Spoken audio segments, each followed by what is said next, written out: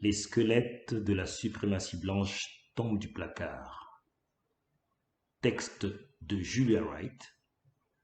Voix off, Rachel F. Illustration photo, Julia. Cosimap, Ramona, Mauve. Avant son assassinat il y a 52 ans, George Jackson, ma panthère préférée, à côté de Mumia Abu-Jamal, écrivait déjà « Le fascisme est déjà là ». Nous n'avons rien voulu entendre. Nous avons pleuré à chaudes larmes sa mort. Son enterrement fut le plus émouvant de tous. Il y en a eu beaucoup, mais nous avons choisi d'oublier ces mots, à notre péril. Aujourd'hui, le fascisme fleurit, comme les floraisons mortifères dont parle Mumia. Nous avons arrosé ces éclosions de notre déni. La suprématie blanche, à l'ombre de notre refus de lucidité et fidèle à son programme, démantèle l'un après l'autre nos droits les plus fondamentaux et réussit, grâce à des juges pourris, ce que ces foules ont raté le 6 janvier au Capitole, un coup d'État en sourdine.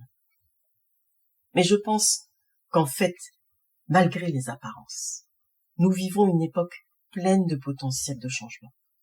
Un moment de vérité où nous arrachons les voiles pour faire apparaître ce que les forces de notre oppression manigancent en coulisses. Imaginez que la Maison Blanche n'est en fait qu'une maison de poupées, où grâce à des témoignages tels que ceux de Madame Hutchinson, nous voyons à travers les murs l'empereur Néron jeter du ketchup contre les murs dorés, faisant des colères en insultant ses gardes du corps parce qu'il veut mener un coup d'État avec des armes. Moi aussi, na! Jusqu'à maintenant, ce qui s'était passé derrière ces murs, aussi gardés que Fort Knox, relevait du secret défense. Imaginez qu'après 36 ans, les avocats de Mumia Abu-Jamal ont enfin pu faire admettre devant la cour d'appel les boîtes de preuves disculpatrices prouvant la corruption des tribunaux et la subordination des témoins.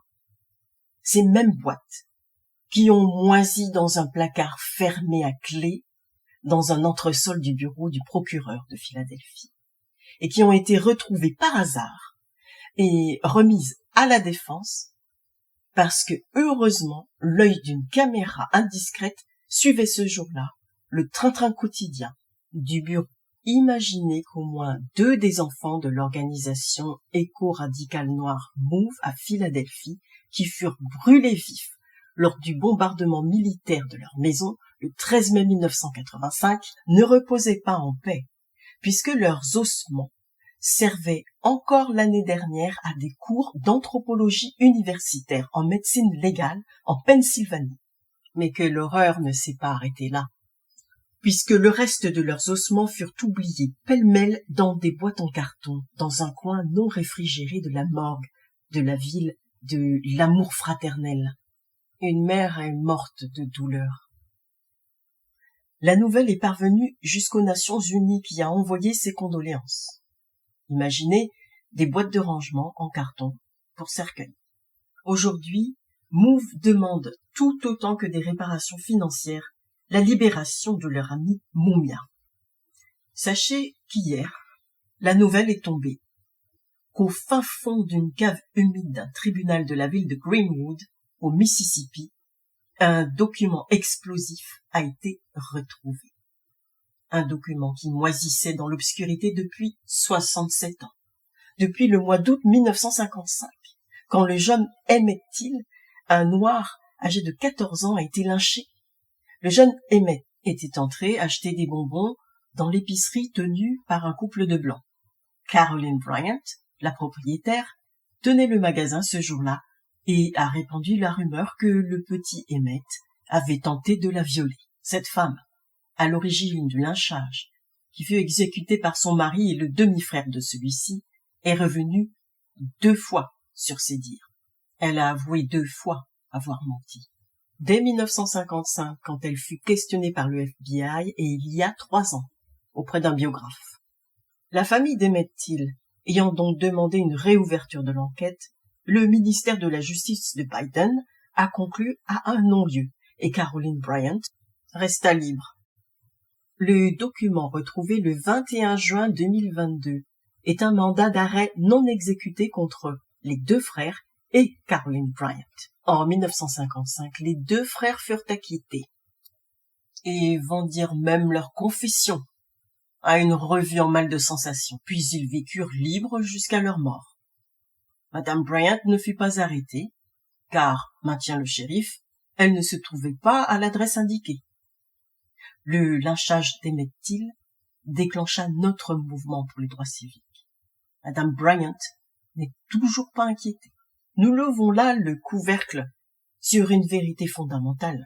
Pour la suprématie blanche, nos corps sont des objets usés, des marchandises de seconde main entreposées, des déchets. Les clés qui ouvrent la porte de nos récits étouffés depuis l'esclavage sont jetées aux oubliettes. Nous sommes aussi jetables que la vérité qui nous concerne. Dans l'esprit de ceux qui laissent Mumia, Emmett Till, les enfants de Mauve, les enfants de la tuerie d'Ulval, sans justice, et tant d'autres.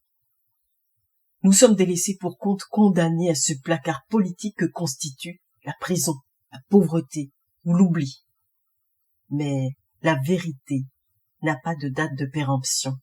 C'est la suprématie blanche qui est en mal de clarté. Mumia, depuis son donjon sombre, répand une tradition de résistance et de lumière.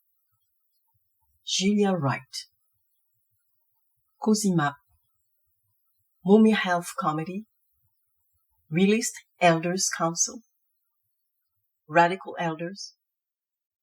Alien Legacy Center. Richard Wright, Civil Rights News.